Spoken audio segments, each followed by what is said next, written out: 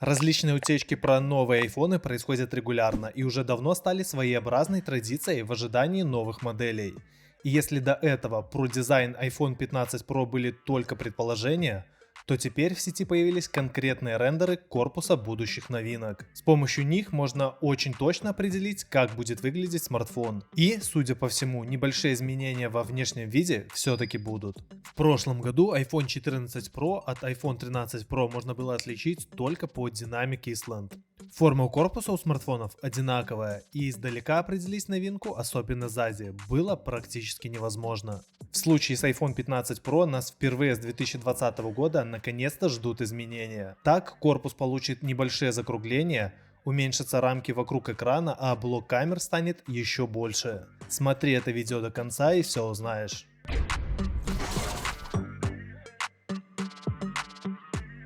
После того, как в iPhone 12 от Apple производила корпус с плоскими гранями, пользователи айфонов разделились на два лагеря. Те, кому такой вариант нравится и удобен в использовании, и те, кому держать квадратный корпус некомфортно.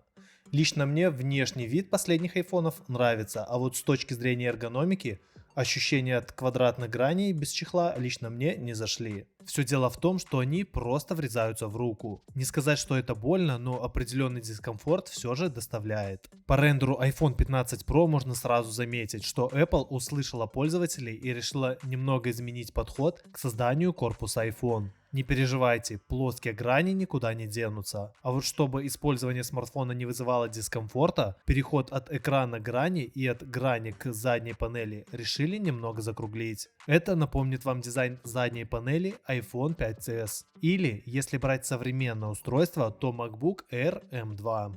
Принцип у них такой же: плоская панель, плоская грань и закругление на кромках. Такое решение должно значительно улучшить эргономику. Конечно, можно просто запихнуть смартфон в чехол, и тогда в целом будет без разницы, есть ли закругление или нет. Но тем, кто решит этого не делать, будет удобнее. Причем с большей долей вероятности можно сказать, что форма корпуса останется именно такой. Apple не меняет кардинально дизайн между поколениями.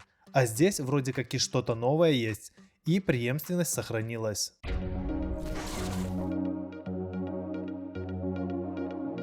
Если вам было мало подтверждений от самой Apple и других источников о появлении USB-C, то можете расслабиться. На рендерах четко видно, что теперь будет использоваться именно USB-C.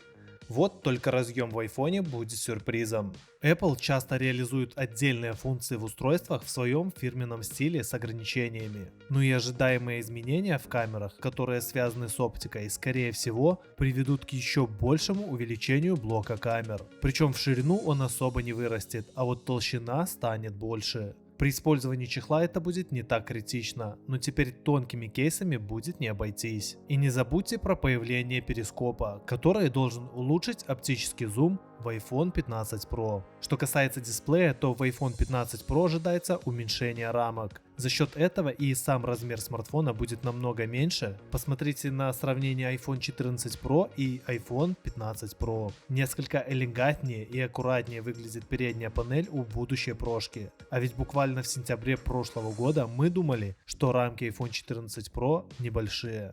Как видите, когда Apple хочет сделать круто, у нее получается. Единственное, что остается непонятным по рендерам, это кнопки громкости, переключения звука и блокировки. Многие инсайдеры утверждают, что они могут стать сенсорными и работать по тому же принципу, как кнопка «Домой» в iPhone 7. Напомню, что во всех айфонах с кнопкой, начиная с этой модели, она была сенсорная, а тактильный отклик имитировался датчиком Taptic Engine. На макете просто видно местоположение всех кнопок, но непонятно, как они будут реализованы. Отмечу и перенос лотка для сим-карт с правой грани на левую. Впервые он будет располагаться под кнопкой регулировки громкости.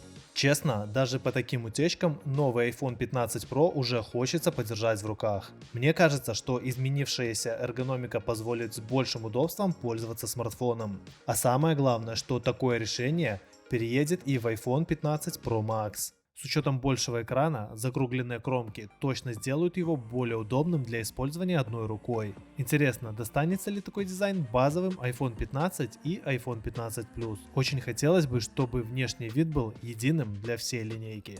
А вот про уменьшенные рамки в базовых моделях, я думаю, что как минимум до следующего года можно забыть. В противном случае у всех 4 смартфонов будет слишком много общего, и продавать прошки для Apple станет сложнее. Если хочешь узнать, какое место среди всех смартфонов занимает камера айфона, смотри вот это видео и пиши в комментариях, что бы ты хотел увидеть в новых айфонах.